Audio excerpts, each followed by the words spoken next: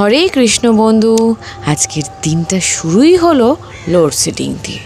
তারপর তো কারেন্ট আসে আর যায়, আসে আর যায়, তার সঙ্গে লো ভোল্টেজের অদম্য জ্বালাতন।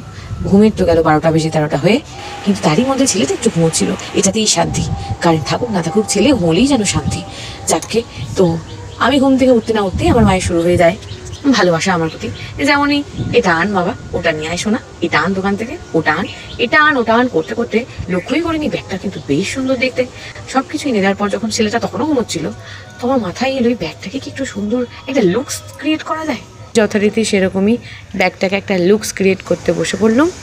ব্যাগটার কালারটাও স্কাই কালার, অ্যাশ কালার, সঙ্গে আমার কাছে দুটো কালারই ছিল। তো ভাবলাম এটা দিয়ে যদি এর কিছু একটা ভুল বদল করা যায়। তো বসে পড়লাম ভুল বদল করতে ব্যাগটা। পড়াশোনা পাঠ তো কবেই চুকে গেছে, তাই কাটা কম্পাস আমার কাছে একদমই নেই। বাড়িতে গোল জাতীয় যে সমস্ত বস্তু ছিল সেখান থেকে এই বড় কৌটোটা পেলাম, সেটা দিয়ে একটা সার্কেল করে নিলাম। এখনও অবধি আমি কী করতে চলেছি নিজেও ভাবিনি, কিছু একটা করছি এটা ভেবেই এগোচ্ছে আর কি।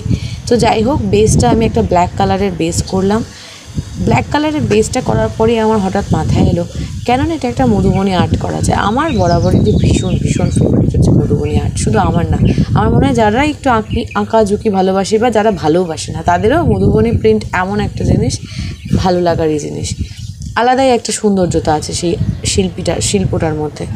তো সেটাই বকবক করতে করতে ওই দিকেই চলে গেলাম, আর সাদা রঙটা দিয়ে আমি মধুবনী আর্টটাই শুরু করে দিলাম। এর মধ্যে ছেলেও ঘুম থেকে উঠে গেল, বাকি ছেলের সমস্ত কাজবাজ মিটিয়ে ছেলেকে পড়তে দিয়ে আসার পর আবার ব্যাগটা কমপ্লিট করতে বসে পড়লাম।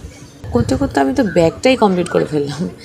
যাই হোক, তোমরা কিন্তু একটু আমায় কমেন্ট করে জানিও, তাহলে আমি ব্যাপারটা বুঝতে পারবো যে আদৌ ব্যাগটার কি আমি ভুল বদল করলাম না এর 12টা বাজিয়ে দিলাম। যদি কমেন্ট করে জানাও। আর তোমাদের কার কার মধুবনী প্রিন্ট ভালো লাগে অবশ্যই কমেন্ট করে জানিও কিন্তু।